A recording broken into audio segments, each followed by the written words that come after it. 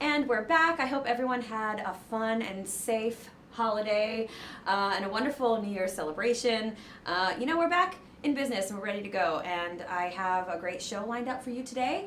And I'm just going to get into it because what better way to start the new year than talking to our good friend Matthew Wexler from the Broadway blog. We're going to just chat about some Broadway news, kind of one of my favorite topics. Matthew, how are you? I'm good. Happy New Year to you. Happy New Year. I'm going to start off with saying congratulations on the new addition to your family. You adopted an adorable rescue pup. I did. Thank Louis. you. He's the best. Louis. Congratulations. Yes, he's super cute. He's sleeping on the floor, but maybe he will become the Broadway blog's mascot in future episodes, so you'll have to watch out for that. I would love that. Yeah. Yeah. All right, well, let's talk about it is a new year, and we have some new cast replacements going on. So what have you got for us? Who's coming in? People are coming and going. 2018 is off to a start. So the last time we chatted, we were talking about Once on This Island, and I had interviewed Lea Salonga, and I think we talked in November, right? I think we didn't chat last month. So the show opened, and it got amazing reviews, which I thought it would because she completely was so enamored and fascinated by the way the production was coming together with director Michael Arden. A couple of the actors are leaving because of contractual reasons, and new actors are coming in, which is very unusual because the show's only been open a month, and so already there's replacements. I think the current actors will be back. I think this is part of the original plan. I don't quote me on that. But Merle Dandridge, who is playing one of the gods. So if you're not familiar with the show, this is beautiful love story that's almost like a story within a story that takes place on this Caribbean island. And there are these four gods that sort of oversee the storytelling. Merle Dandridge plays one of them. She's leaving to start filming another season of Greenleaf. I don't know if you've ever seen that show. Do you watch it on executive produced by Oprah Winfrey? Have you seen it? I've seen a little bit of it because I do this just to make myself feel cool. I know Merle. She actually played Joanne when I was playing Maureen in Rent. So we worked together. She's an amazing talent. She is so beautiful, stunning, talented in every way. So I've seen a few episodes because I wanted to check her out. It's a great show. Yeah. So she's busy. Yeah, exactly. Yeah, so she works. Is stepping away from the production, and Tamira Gray is stepping in. Let's roll back the clock to, I don't even know what year it is, but the first season of American Idol, one of the top contestants. I think she was top 3. Are you a Tamira Gray fan? I was a Tamira Gray fan. I watched the first season of American Idol. I was super into American Idol when it first happened. And again, I'm going to name drop. I'm going to go ahead and name drop. I work with Tamira too. We worked on a musical together called Twist. It was directed by Debbie Allen, and she's an amazing, wonderful woman as well. So I hope you think I'm cool now that I name dropped. Well, I mean, I thought you were cool before, but now you're even more cool, if that's possible. So she's stepping in along with Norm Lewis on January 8th, which is actually this coming Monday. Norm Lewis is really an icon on Broadway. He recently was doing the off-Broadway production of Sweeney Todd. Recently he did Porgy and Bess. He was in a revival of Les Miserables. So he's stepping into a role that was originally played by Quentin Earl Darrington, another one of these godlike figures. So both of those actors will be starting on January 8th. And I do want to do one other shout out for Once on This Island, because I did end up seeing the production and reviewed it for the Broadway blog. You could go on the site and check it out. Positive review. Okay. And Lea Salonga, who I had chatted with, wasn't performing the night that I went. She was out for whatever reason, and I saw her understudy, whose name is Darlicia Searcy. I'm not sure if you know who she is. No. I haven't seen her before. Amazing. She was so good, and I have such an affinity for people who understudy or stand by, whether it's Broadway or regional production. To be an actor in and of itself, to sing, dance, do all that in a musical is a challenge, but to be able to take on a role and learn it while the show is still in production is a whole other skill set. And Darlicia knocked it out of the park. I was like, amazing. This girl totally rocks. So yeah, it is a very difficult job. You have to learn the role and then sort of wait around not doing the role while the leading actor, whoever you're understudying, is currently doing the role. So as that actor is getting all this experience in the role, you have to just be shot out of a cannon to do it. So, oh, that's awesome that she was so impressive. Good for her. Yeah, she's really good. She's really good. So there's a couple other casting changes that are happening over the next month or so. Of course, we always like to revisit the Hello Dolly storyline. Yes. That seems to be, our running theme here. Yeah, running theme. So Bernadette Peters is stepping in on January 20th, so that's a much anticipated role as she takes over the lead role from Bette Midler. Yeah. And Taylor Trench, who is currently playing Barnaby in that production, is leaving and starting rehearsal, and he's going to be the new title role in Dear Evan Hansen. So he's stepping into that on February 6th. Very cool. Production. Oh, I need to go back and see it again. I think he's going to be fantastic. Also, another shout out via Hello Dolly is Beanie Feldstein, who I saw Hello Dolly. Beanie plays Minnie Fay in Hello Dolly, and she was great, and I loved her in the production when I saw it last spring. But over the holidays, I went to see Lady Bird, the film that's getting a lot of Golden Globe buzz with Laurie Metcalf, and she plays a supporting role in that film, and she's so good, Beanie. I'm in love with Beanie. She's my favorite character actress. Love it. I love that you would probably not even make the connection if you hadn't just seen her performing in a Broadway show. A lot of these character actors sort of go, they fly under the radar. You're like, oh, I recognize that face, but I don't know who she is. So it's cool that that's been doing enough. What happened, because I saw the film and there was something familiar about her that I couldn't put my finger on, and then I was digging around and doing some research for another story, and I was like, oh, that's her. This woman is so good. That's so cool. Then I did a little cyber stalking, but that's another story. That's a story for another time.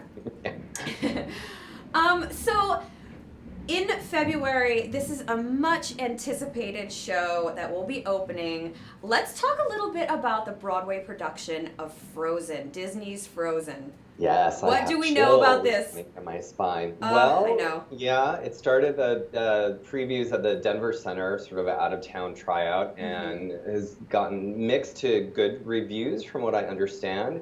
I know the production has, I think, a dozen new songs that are written for the stage version versus what we know from the film. Right. And I had a chance to chat with Casey Levy, who is playing Elsa. Let it go. Let it go. We've watched that video probably 1,000 times at my home with my toddler. She really? sings it. She loves it. Yes. Oh, yes. Well, she's going to be singing it 8 times a week at I think it's at the St. James Theater. So she's gonna have her hands full. But it was really cool talking with her. She did a show so for people that don't know, Casey also has a great history of Broadway credits. She was in the short-lived but kind of cult favorite Ghost, the musical. She also did revival of Les Miserables. She did a cool off-Broadway musical called Murder Ballad. She has this really powerful voice. She did a New Year's Eve show at Feinstein's 54 Below, and I had a chance to interview her before that and talk to her about this production coming in. And she was really enthusiastic about this show generating interest beyond the family audience and really appealing to adults as well. And one of the things that she said, and I wrote it down because I wanted to share it to you, as she was talking about her character and the interpretation of the stage production. She said, it's refreshing for me to be playing a role that is not about a man. It's nice to have this be about female empowerment, especially in this day and age. I thought, you go, Casey. Yeah. Cool twist on it. Not a typical sort of Disney princess. I mean, I think that was the whole thing about it. The Disney princess is always hoping for this Prince Charming or searching for love and all this, and that it's a completely different story. Yeah, and I think also the relationship between Elsa and Anna, the two sisters, is also a big part of how this story has evolved for the stage that you don't really see in the animated version. So I am excited to see it, and as we were talking before we went live, of course it's going to have the Disney flair. It's not going to be subtle. Yes, it's going to have the spectacle. It's going to have the beautiful costumes and the soaring score and all of that stuff. But I'm hoping that it also has this other level to it that will appeal to a broader audience. For sure. Did she talk to you at all about vocally how the show being challenging? I mean, I know Let It Go is probably one of the most vocally challenging. I think Idina Menzel sort of has cornered the market on most difficult songs ever sung with, Right. Defying Gravity and now Let It Go. And here she is, she's going to need to sing that song 8 times a week. Did she talk at all about that, or is this something that just kind of comes easily to her? Well, I think, like professionals that work in the industry, and we don't really think of actors or actresses as athletes, but they Right. really are in a Oh, way. yes. I mean, the way that you need to maintain your body and your voice. It's often a question that I ask musical theater performers in particular, how they're able to sort of maintain that integrity throughout the course of the show. Right. I didn't talk with her specifically about the vocal range, but I do know that she played Elphaba in Wicked on tour for a long time. There you go. So She's ready for it, yeah. Yeah, she's ready for it. Perfect. Okay, well, talk to us about some other shows that are happening right now. I actually love this one. It's the 25th anniversary of Angels in America. It's a beautiful show. It was so important when it came out 25 years ago. There's another production of it now. Tell us a little bit about this. Yeah, this started on the West End, and you're right, it's celebrating its 25th anniversary, Crazy. which just makes me feel so old, actually. I remember seeing the national tour when I was living in Chicago in the mid-90s. It's subtitled by Tony Kushner, who's the playwright, A Gay Fantasia. On national themes, actually. It's a gay fantasia on national themes. And it really is this epic 2-part story that deals with HIV and AIDS. It deals with political corruption. It deals with opioid drug addiction, a lot of issues that we're seeing in the news today. Nathan Lane stars in this production as Roy Cohn, the famous, I sort of want to say like a anti-gay, sort of ranting political figure during that era, who actually died of AIDS. So that is a performance that I'm really looking forward to seeing, and I think the rest of the London company is coming over with the production. So that starts performances, I think, in February. Won the Pulitzer Prize, 7 Tony Awards, and this production is supposed to be really tight and dynamic, so I'm excited to see it come to fruition. Do you know how they're doing it? Because Angels in America, as far as I know, is in 2 parts. It's extremely long. I think it's like 7 hours of It is. content. It's a lot of theater. Yeah, it's a lot of theater. How are they doing it? Are they doing it in like multiple productions, or do you know how they're... They're opening basically within days of one another. So yes, they are 2 entirely, so for people that are planning on coming to New York and visit, and you're a big Tony Kushner fan and you want to buckle into this big kind of epic drama planned for 2 nights, I think some performances, like on a Saturday, you could see a matinee and see an evening and see both of them in one day, or on a Wednesday, and then I think otherwise they're alternating. But it's definitely an investment of time and energy, but well worth it. I think we're going to be seeing a lot of Tony nominations associated with this production, for sure. Yeah, it's an amazing show. It's amazing. Yeah. On a lighter note, a little bit more, lighthearted, let's talk about this Jimmy Buffett musical. I know. I love it already. It's making me feel warmer. It's freezing outside. I thought we needed that. I thought we needed it. We're talking about Frozen, and then we need to talk about some island tropical music as well to warm us up. So yeah, Escape to Margaritaville has been kicking around for a while. I think it started in La Jolla last year as they were developing and workshopping it, and it is inching its way to Broadway. I dug around and cannot find a lot about the storyline of the production, and then I thought maybe there isn't one. I don't know. Does it really matter? I mean, it's Jimmy Buffett. Yeah. Are you a Jimmy Buffett fan? Well, I mean, you kind of have to be. That song just evokes such a vibe of like summertime, and so it just kind of gives you a good feeling. So in that sense, I'm gonna have to go with yes. Yeah. Like in the right frame of mind. Yeah, so, exactly. The production has some of those favorite songs like Come Monday and Volcano, songs that he's known for, and then there's also original music for the production as well. So like die-hard Jimmy Buffett fans can expect to hear some new material as well. I think it'll be fun. It has an interesting team behind it. Christopher Ashley is directing it, and he directed Memphis from a few years ago, which won the Tony Tony Award, I think. And he also directed Come From Away, and he won the Tony Award for that, which is a beautiful production. So he has a great eye for ensemble pieces, and is pretty versatile in terms of the kind of material that he's working with. And also has two actors who I love, who are not super known on the Broadway stage to a degree. Lisa Howard, who was in It Should Have Been You a couple years ago. She was in Spelling Bee, the 25th annual Putnam Spelling Bee. Even before that, Lisa is really great, so I'm excited to see her. She's just got this rich kind of belting voice. And then Paul Alexander Nolan, who I have to say was in one of the worst shows I've ever seen on Broadway in my life, Dr. Zhivago. Oh, man. Oh, it was so bad, but he's so good. He has this like a piercing tenor voice that is just incredible. He also did Bright Star a couple years ago, which was a better production, but I'm excited to see him in a show where he can kind of strut his stuff and we can hear that beautiful, beautiful voice. So I'm glad that they're both working and back on the Broadway stage. I have to know, why was Dr. Zhivago so bad? Why was it not bad? I mean, I don't know anything about it, to be honest. I mean, it was just kind of overwrought. I mean, it was one of those shows that was so bad that it was actually good. I mean, it's not supposed to be a comedy. It was very overwrought and over dramatic and kind of sweeping in this, kind of way that just made you squirm in your seat a little bit. Hilarious. It happens. It does, it happens. It can't all be winners, I guess. I know. Hopefully Escape to Margaritaville is a winner. We'll keep our fingers crossed. Yeah, we'll have to keep up with it, and you can let us know. Yes, I will. Okay, so here's another cool option. Let's say I'm too cold. I don't want to get on a bus to go to New York and walk around Midtown, but I want to see some cool theater. Tell us about this Broadway HD service. Yeah. It's a streaming service. It sounds really awesome.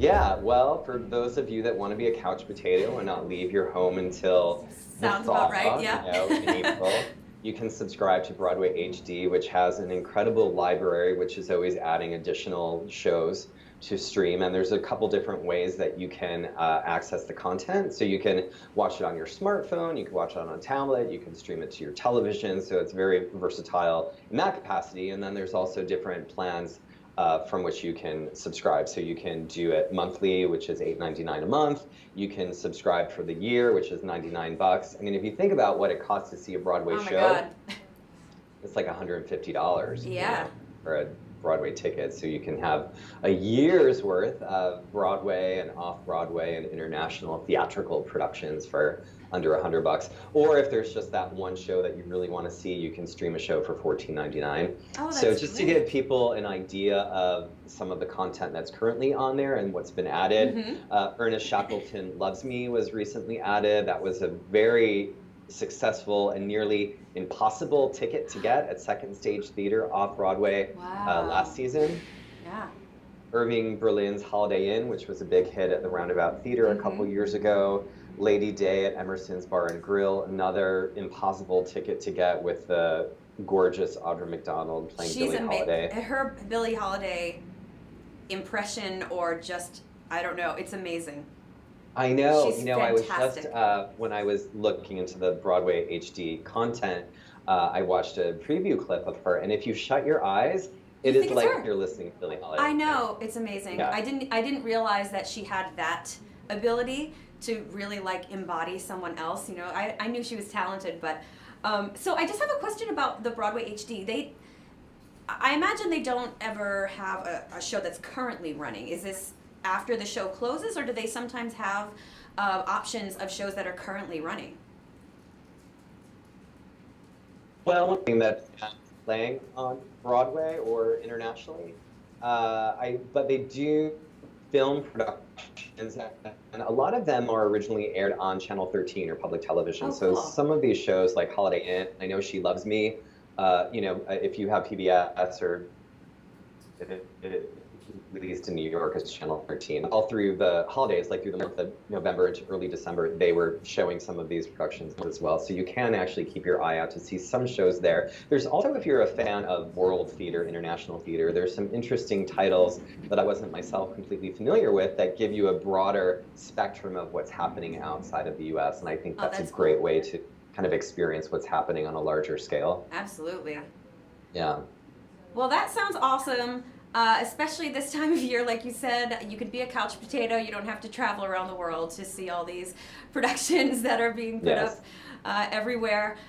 Matthew, thank you so much once again for coming on. It was always a pleasure talking to you. It's a blast. Happy New Year once again. Thank you. Everyone, we will take a very quick pause. I'm going to get set up for my next guest. Thank you again, Matthew. We'll see you next time. Sounds great. Happy New Year. Happy New Year. Thanks.